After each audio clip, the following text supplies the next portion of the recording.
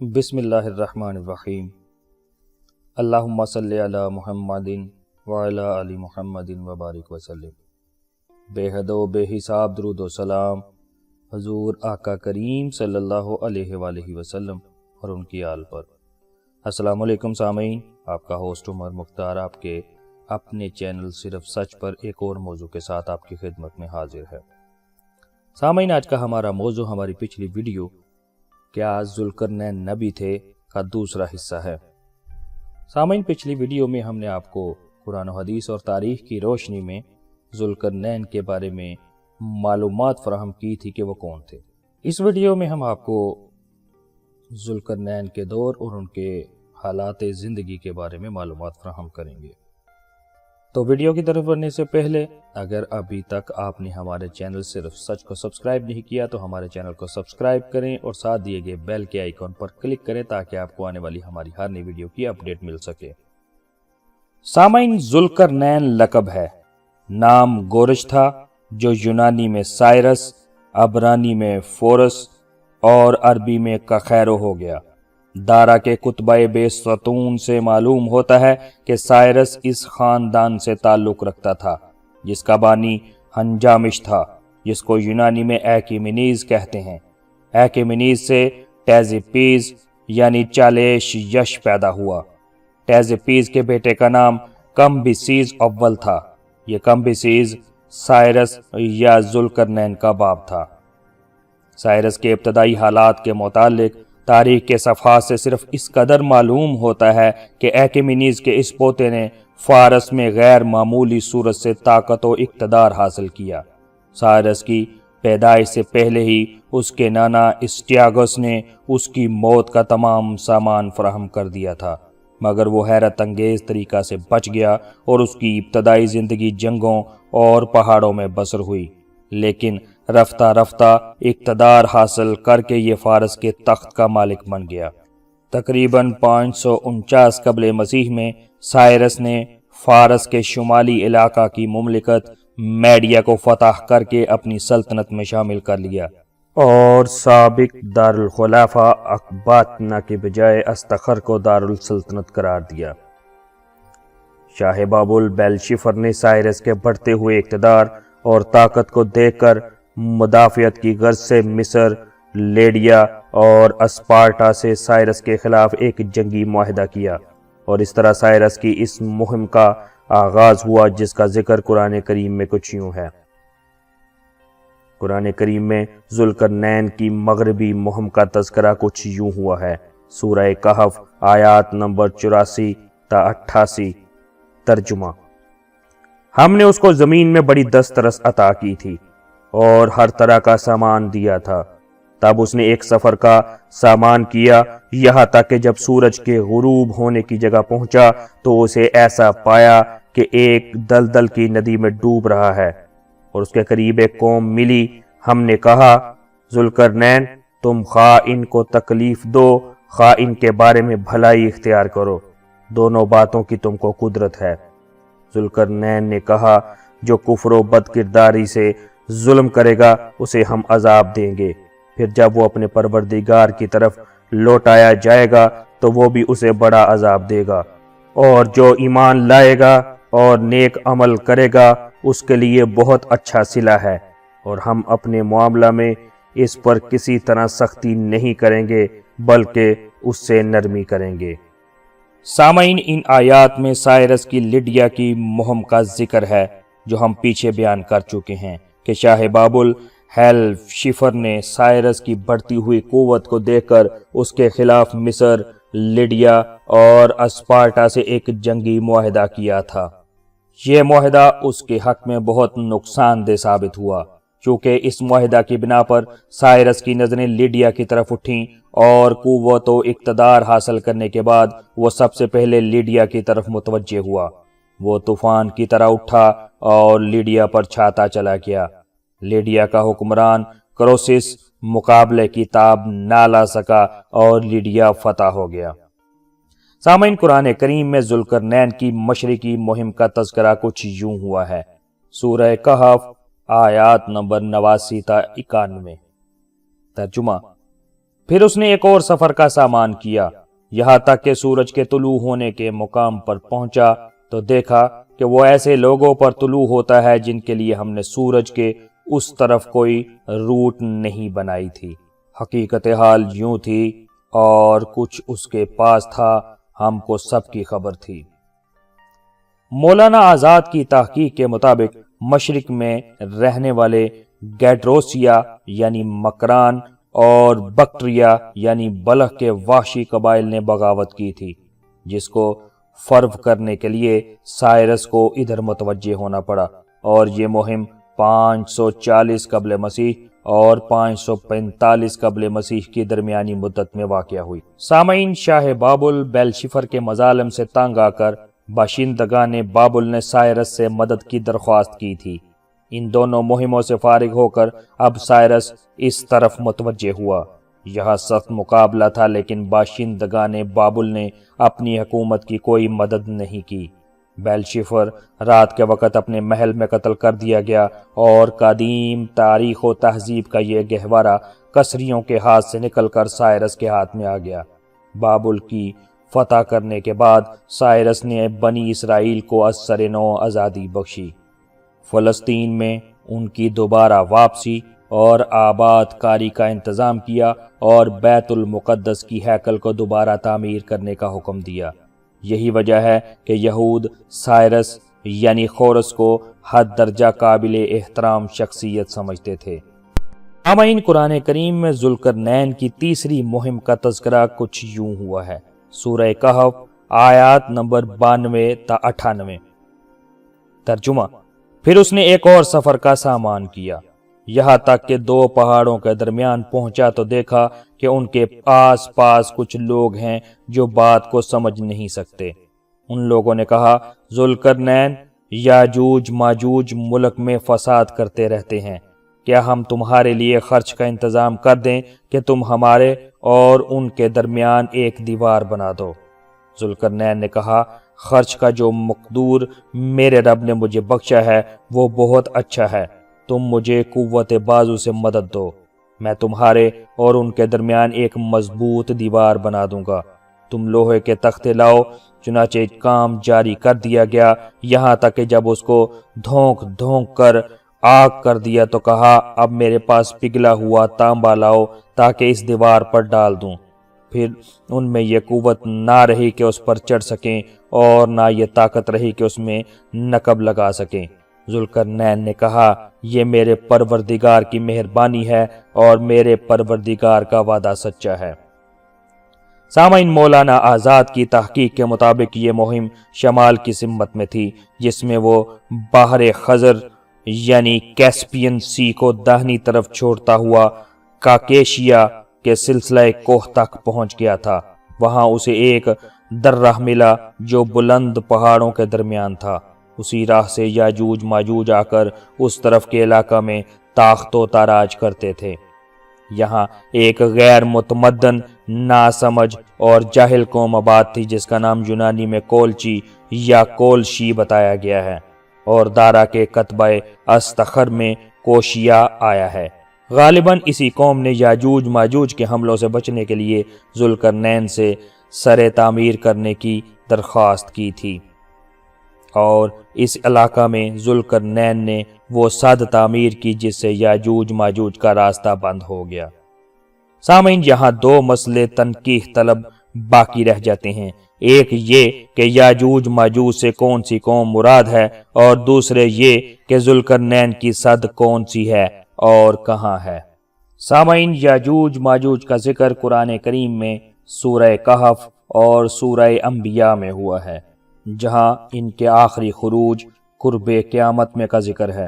عہد نامہ جدید میں سب سے پہلے ان الفاظ کا استعمال صحیفہ خرقیل باب نمبر 1 تا 2 آیات نمبر 38 میں ہوا ہے، اور پھر عہد نامہ جدید میں مکاشفات یوحنا باب نمبر 20 آیات نمبر 7 تا 9 میں ان کے آخری خرچ کا ذکر ہوا ہے۔ سامعین، یاجوج ماجوج سے کون سی قوم مراد ہے، اس کے متعلق مولانا آزاد کی تحقیق کا خلاصہ کچھ یوں ہے۔ یاجوج ماجوج کے لیے یورپ کی زبانوں میں گوگ اور میگوگ کے نام مشہور ہو گئے ہیں۔ یہ نام سب سے پہلے تورات کے ترجمہ سبعینی میں اختیار کیے گئے۔ قرائن سے پتہ چلتا ہے کہ یہ دونوں نام اسی طرح یا اس کے قریب قریب یونانیوں میں بھی مشہور تھے۔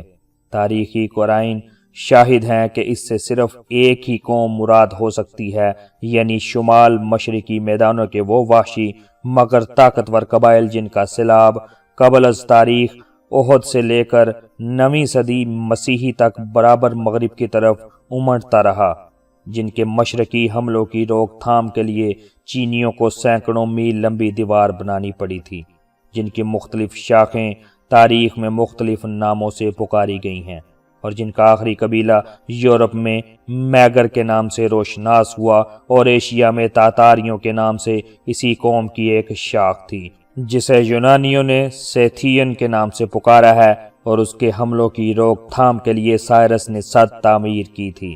شمال مشرق کے اس علاقہ کا بڑا حصہ اب منگولیا کہلاتا ہے، لیکن منگول لفظ کی ابتدائی شکل کیا تھی، اس کے لیے ہم چین کے تاریخی مصادر کی طرف رجوع کرتے ہیں، کیونکہ وہ منگولیا کے ہمسایہ میں ہے۔ سامعین، چین کے تاریخی مصادر کی طرف رجوع کرنے سے معلوم ہوتا ہے کہ قدیم نام موگ تھا۔ یقیناً یہی موگ ہے جو 600 برس قبل مسیح یونانیوں میں گوگ اور میگوگ پکارا جاتا ہوگا، اور یہی عبرانی میں ماجوج ہو گیا۔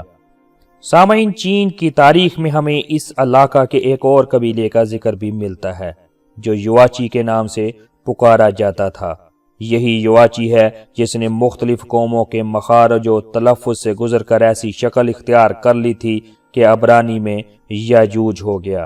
منگولیا کے یہ قبائل 3 حصوں میں تقسیم کیے جا سکتے ہیں۔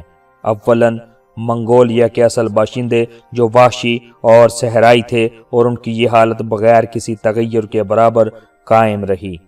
ثانیاً بحر اسود کے شمالی ساحلی اور شمالی یورپ کے قبائل جو گو اپنے مولد اصل سے الگ ہو گئے تھے، لیکن ان کی وحشیانہ خصوصیات نہیں بدلی تھیں۔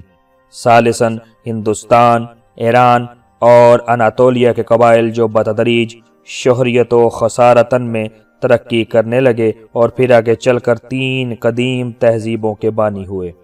تقریباً 700 قبل مسیح سے لے کر 5ویں صدی مسیحی تک یاجوج ماجوج یا گوگ اور میگوگ کا اطلاق پہلی 2 قسموں پر ہوتا ہے۔ البتہ جب 5ویں صدی مسیحی میں یورپ کے قبائل کی حالت بھی منقلب ہونا شروع ہو گئی اور مسیحیت اختیار کر کے تہذیب و ہزارہ کی طرف بڑھنے لگے، تو قوموں کے حافظہ سے اس کا نام بھی اتر گیا، اور یاجوج ماجوج کا اطلاق صرف اسی خطہ میں سمٹ آیا جہاں سے پھیلنا شروع ہوا تھا، یعنی صرف منگولیا کے صحرا نورد قبائل ہی یاجوج ماجوج سمجھے جانے لگے۔ سامعین، مولانا آزاد کا خیال ہے قرآن کریم نے یاجوج ماجوج کے جس آخری خروج کا ذکر کیا ہے وہ 6 صدی ہجری میں ہلاکو خان کے حملہ کی صورت میں ہو چکا ہے، مگر ان کا یہ خیال صحیح نہیں ہے۔ قرآن کریم کی آیات اور احادیث کی تصریحات اس خیال کی تائید نہیں کرتی۔ قرآن کریم، احادیث مبارکہ، حتیٰ کہ مکاشفات یوحنا کے بیانات سے واضح ہوتا ہے کہ یاجوج ماجوج کے یہ آخری خروج قرب قیامت کی نشانیوں میں سے ہوگا اور بالکل آخری زمانہ میں ہوگا۔ سورہ کہف کی ان آیات 92 تا 98 جن میں ذوالقرنین کی تیسری مہم یاجوج ماجوج اور سد ذوالقرنین کی تعمیر کا ذکر ہے کہ فوراً بعد اگلی آیات میں کچھ یوں اللہ کریم ارشاد فرماتا ہے۔ سورہ کہف آیت نمبر 99 ترجمہ، سورہ انبیاء آیات نمبر 94 تا 97 ترجمہ، یہاں تک کہ یاجوج ماجوج کھول دیے جائیں اور وہ ہر بلندی سے دوڑ رہے ہوں اور قیامت کا سچا وعدہ قریب آ جائے، تو ناگہاں کافروں کی آنکھیں کھلی رہ جائیں اور کہنے لگیں، ہائے شامت، ہم اس سے غفلت میں رہے بلکہ ہم اپنے حق میں ظالم تھے۔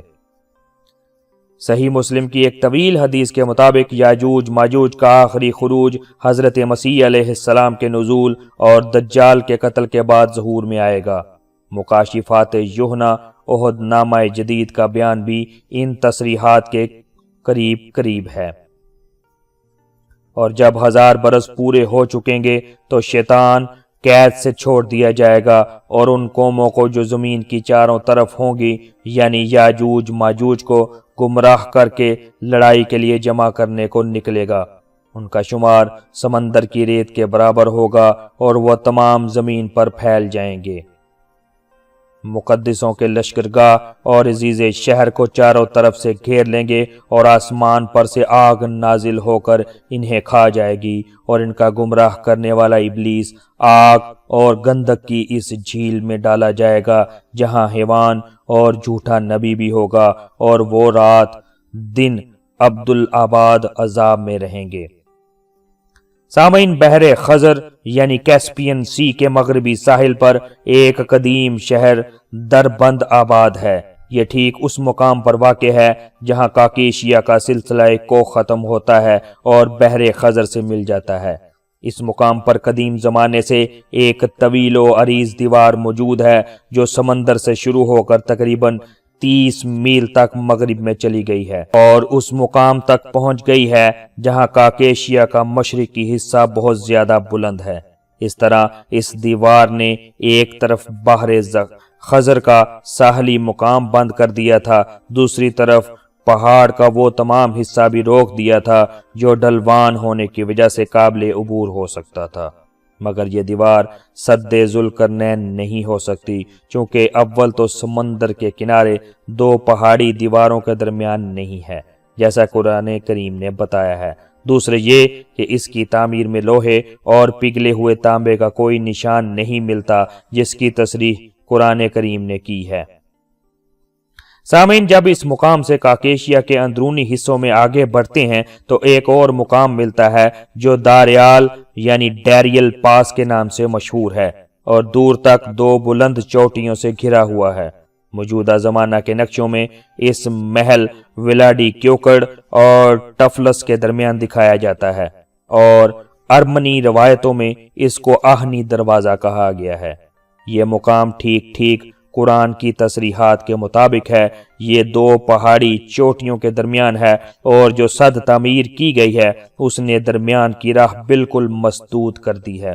چونکہ اس کی تعمیر میں آہنی سلوں سے کام لیا گیا تھا، اس لیے ہم دیکھتے ہیں کہ جارجیا میں آہنی دروازے کا نام قدیم سے مشہور چلا آتا ہے، اسی لیے ترکی میں وامر کپو مشہور ہو گیا۔ بہرحال ذوالقرنین کی اصل سد یہی دیوار ہے۔ ہو سکتا ہے کہ اس کے بعد خود اس نے یا اس کے جانشینوں نے یہ دیکھ کر کہ کاکیشیا کا مشرقی ڈھلوان بھی خطرہ سے خالی نہیں ہے، دربند کی دیوار تعمیر کر دی ہو اور نوشیروان نے اسے مضبوط کیا ہو۔ سامعین، کیا ذوالقرنین نبی تھے؟ علماء سلف اور علماء متاخرین کی اکثریت اس طرف ہے کہ ذوالقرنین ایک نیک، صالح اور خدا پرست بادشاہ تھے، مگر نبی، پیغمبر یا رسول نہیں تھے۔ حضرت علی علیہ السلام، حضرت عبداللہ بن عباس رضی اللہ عنہ، حضرت ابو ہریرہ رضی اللہ عنہ اور امام رازی کا یہی مسلک ہے۔ چنانچہ فتح الباری میں حضرت علی علیہ السلام کا یہ قول منقول ہے۔ ذوالقرنین نہ نبی تھے نہ فرشتہ، وہ ایک انسان تھے جنہوں نے اللہ تعالیٰ کو محبوب رکھا، پس اللہ تعالیٰ نے بھی ان کو محبوب رکھا۔